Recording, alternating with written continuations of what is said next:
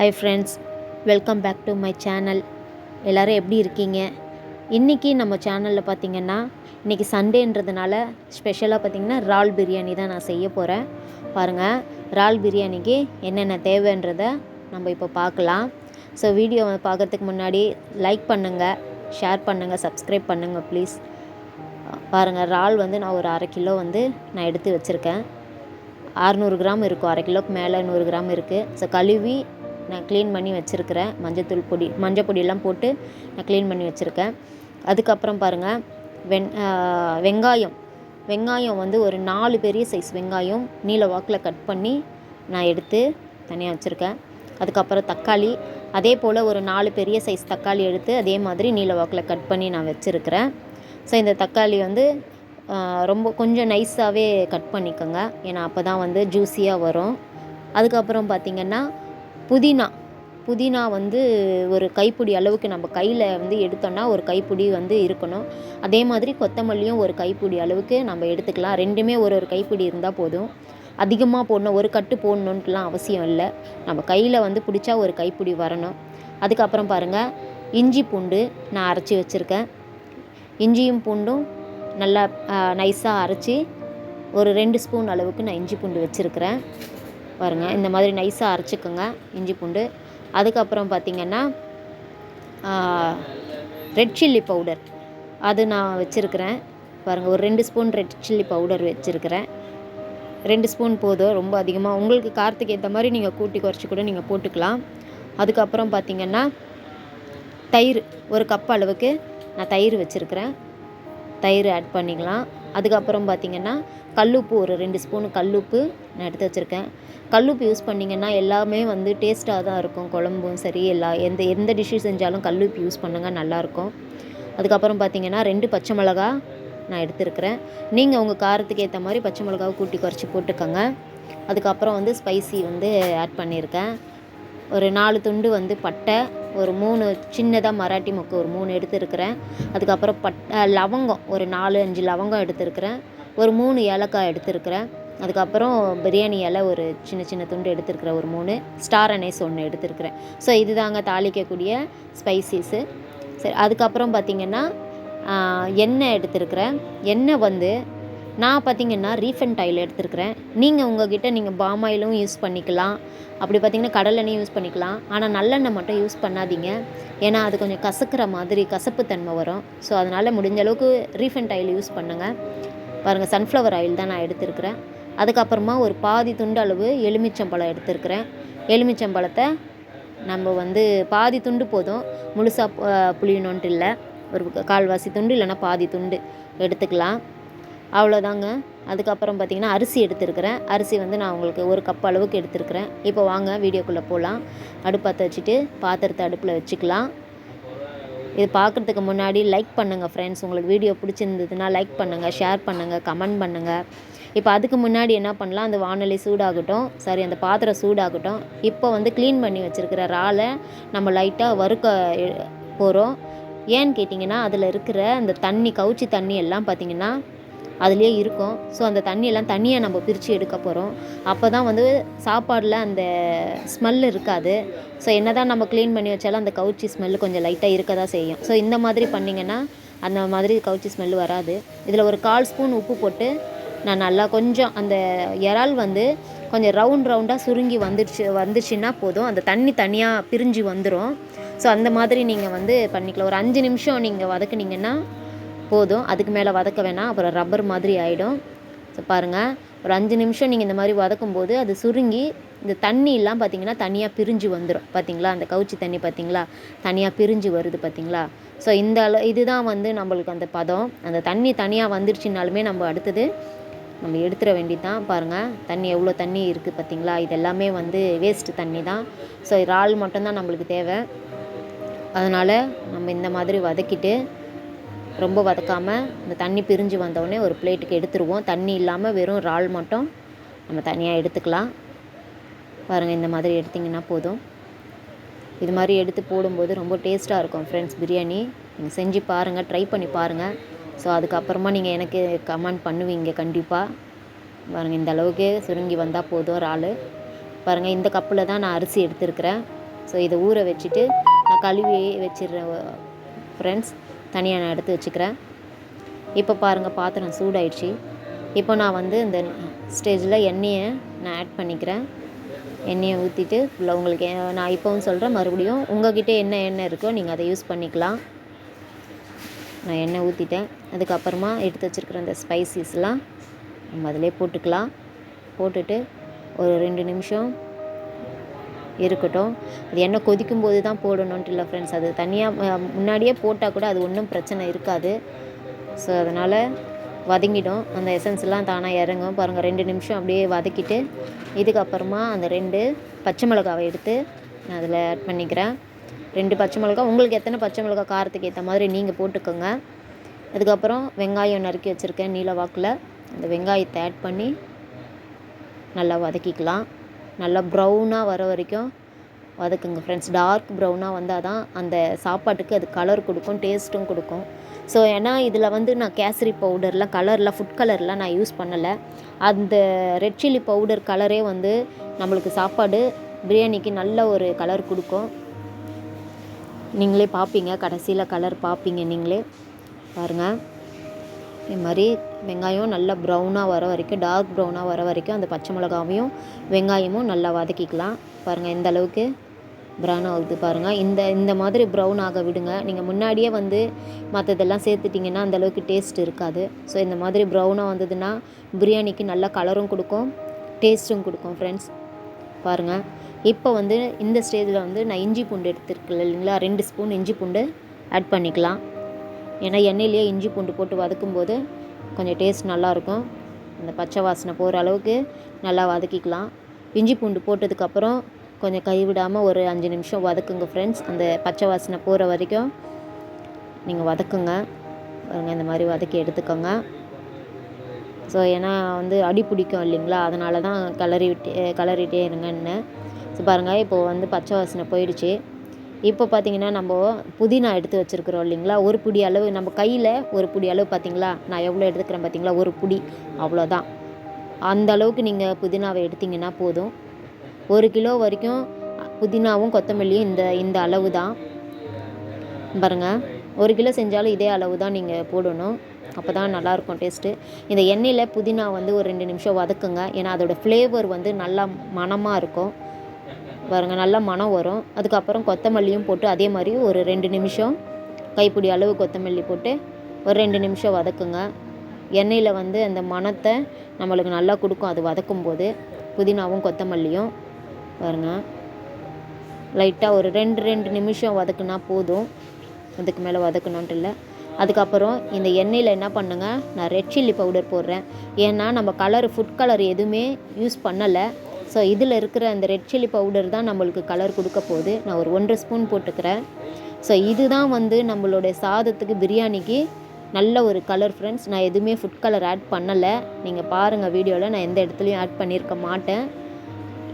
பாருங்கள் எவ்வளோ கலர். அந்த எண்ணெயில் வந்து நீங்கள் அந்த மிளகாத்தூளை வந்து வதக்கும்போது, ரெட் சில்லி பவுடரை வதக்கும்போது அது நல்லா வந்து கலர் கொடுக்கும் அந்த எண்ணெயில் சேர்ந்து. அதுக்கப்புறமா இப்போ இந்த ஸ்டேஜில் பார்த்திங்கன்னா தக்காளி ஆட் பண்ணிக்கிறேன். தக்காளி அதே மாதிரி 4 பெரிய தக்காளியை நான் நீல வாக்கில் கட் பண்ணி வச்சுருந்தேன். ஸோ அந்த தக்காளியை போட்டு ஒரு 5 நிமிஷம் நல்லா வதக்கலாம். தக்காளி வந்து நல்லா ஜூஸியாக ஆகணும். ஸோ அந்தளவுக்கு வதக்குங்க. ஸோ தக்காளி வதக்கும் போதே நம்ம என்ன பண்ணலாம், தயிர் எடுத்து வச்சுருக்குறோம் இல்லைங்களா, அந்த தயிர் தான் ஆட் பண்ண போகிறோம். பாருங்கள் தயிர் வந்து நான் வந்து நிறைய எடுத்துட்டேன். ஸோ அதனால் கொஞ்சம் வந்து கட் பண்ணி நான் எடுத்துக்கிறேன். ஒரு 3/4 கப்பு வந்து நான் தயிர் ஊற்றிருக்கிறேன்.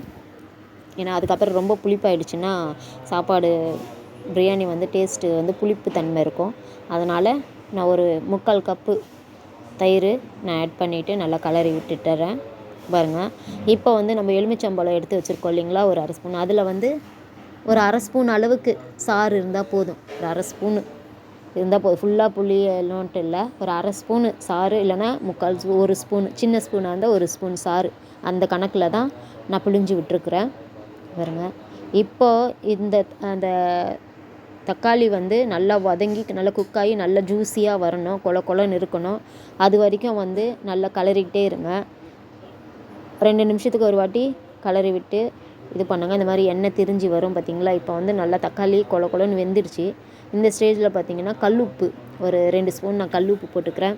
உங்கள் உப்பு தேவைக்கேற்ப நீங்கள் போட்டுக்கோங்க. ஆனால் உப்பு போடும்போது கொஞ்சம் பார்த்து போட்டுக்கோங்க. பாருங்கள், உப்பு போட்டு 2 ஸ்பூன் உப்பு போட்டிருக்கிறேன். ஸோ இப்போ நான் மிக்ஸ் பண்ணிக்கிறேன். மிக்ஸ் பண்ணிவிட்டு கொஞ்சம் நல்லா கொதிக்கட்டும். பாருங்கள், இந்த மாதிரி ஜூஸியாக வரணும். நல்லா தொக்கு மாதிரி வந்துருச்சு பார்த்திங்களா. அடுப்பை வந்து மீடியம் ஃப்ளேமில் வச்சுக்கோங்க ஃப்ரெண்ட்ஸ். மீடியமாக வச்சுக்கிட்டிங்கன்னா கொஞ்சம் நல்லா வந்து அடி பிடிக்காமல் நல்லாயிருக்கும். ஹை ஃப்ளேமில் வச்சிங்கன்னா அடி பிடிக்க வாய்ப்பு இருக்குது. அதனால் கொஞ்சம் மீடியம் ஃப்ளேமில் வச்சுக்கோங்க. இந்த மாதிரி பார்த்திங்களா நல்லா கொதித்து நல்லா வந்து எண்ணெய் தனியாகவும் அந்த தொக்கு தனியாகவும் பிரிஞ்சு வந்துடுச்சு. நல்லா வதக்குங்க. இந்த ஒரு 2 நிமிஷம் 3 நிமிஷம் நல்லா வதக்கிக்கோங்க. ஸோ இறால் பிரியாணி இந்த மாதிரி வந்து பண்ணால் தான் ரொம்ப டேஸ்ட்டாக இருக்கும். நான் எந்தெந்த இடத்துல ரெட் சில்லி பவுடர், தக்காளி இதெல்லாம் எப்படி சேர்க்குறேனோ, புதினா, கொத்தமல்லி நான் எப்படியெல்லாம் சேர்த்துருக்குறேனோ அதே மெத்தடில் நீங்கள் சேர்த்திங்கன்னா இந்த டேஸ்ட்டு மாறாமல் அப்படியே வரும். நீங்கள் ஒரு வாட்டி ட்ரை பண்ணுங்கள். நீங்கள் வந்து எப்படியோ செஞ்சுருப்பீங்க. இந்த மாதிரி ஒரு வாட்டி செஞ்சு பாருங்கள் ஃப்ரெண்ட்ஸ். இப்போ பாருங்கள், நான் இறால் வந்து தனியாக நான் வந்து வதக்கி வச்சேன் இல்லைங்களா. லைட்டாக ஒரு 1/4 பதம் வேக வச்சேன். அந்த இறாலை வந்து நல்லா சுற்றி போட்டுக்கலாம் அந்த தொக்கில். நீங்கள் இந்த மாதிரி ஒரு வாட்டி செஞ்சு பாருங்கள். நீங்களே வந்து அடுத்தது இதே மாதிரி தான் செய்வீங்க. இதை மாற்றவே மாட்டீங்க. அந்த அளவுக்கு டேஸ்ட்டு கொடுக்கும் இது. ஸோ இந்த மெத்தட் அப்படியே ரொம்ப ஈஸியான மெத்தடு தான். வதக்கிறதுல தான் இருக்குது எல்லாமே. ஒன் பை ஒன்னாக நம்ம எப்படி போட்டு எப்படி வதக்குறோன்றதுல தான் இருக்குது. பாருங்கள், இப்போ போட்டுட்டு நல்லா ஒரு 2 வாட்டி பெரட்டி விட்டுக்கலாம். ஏன்னா இறால் இப்போதைக்கு வந்து உடையாது. ஏன்னா நம்ம ஆல்ரெடி வந்து கொஞ்சம் ஒரு வேக்காடு வேக வச்சுருக்குறோம் இல்லைங்களா. ஸோ அதனால் இறால் உடையாது. நீங்கள் தைரியமாக வந்து கலக்கி விடலாம். அப்படியே இருக்கும், முழுசாக இருக்கும். இப்போ மூடி போட்டு ஒரு 5 நிமிஷம் இந்த இறாலை அந்த மசாலாவில் வேக விடலாம். நல்லா வேகும் 5 நிமிஷம். பாருங்கள், இப்போ திறந்து பாருங்கள். பார்த்திங்களா எப்படி இருக்குது பார்த்திங்களா.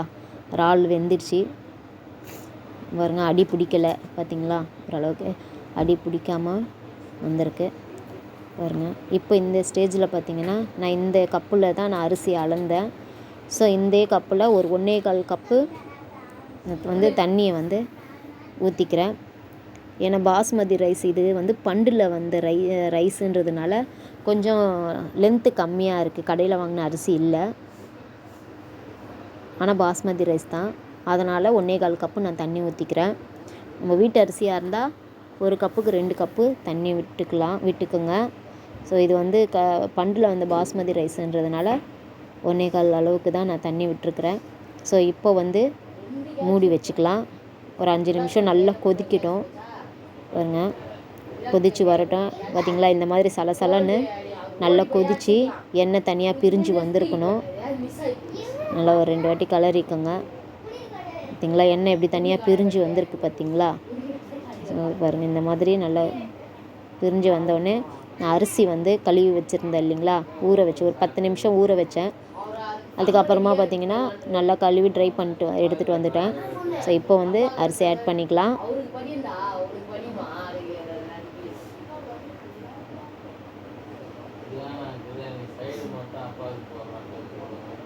பாருங்கள், இந்த மாதிரி ஆட் பண்ணிக்கலாம்.